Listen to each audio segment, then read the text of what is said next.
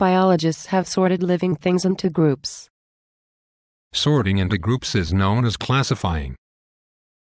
Each group has a group name, and that group name tells us about it. Even the subgroups have names. The owls are part of the bigger group called birds. Birds are part of the bigger group called vertebrates. And vertebrates are part of the bigger group called animals. When biologists first classified living things, they used the most obvious features. The color of the animal, its size, and where they live is not as important as the type of skin covering, or the method of reproduction, or whether the animal has bones or not. People, emus and kangaroos all stand on two legs.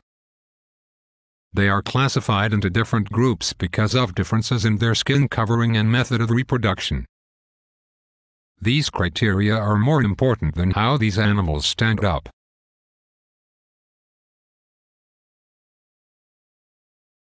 All living things can be divided into 5 groups: animals, plants, fungi, Monera, and Protista.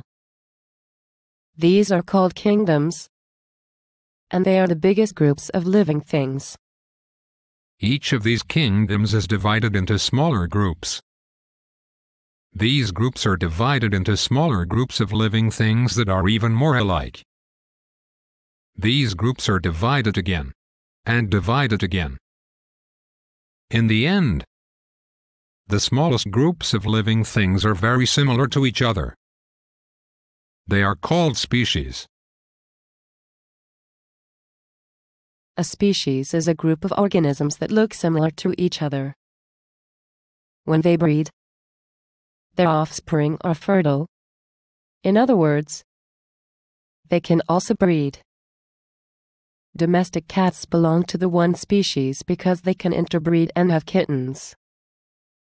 Within the domestic cat species there are many types, called breeds, such as Burmese, Siamese, Manx, and Chinchilla.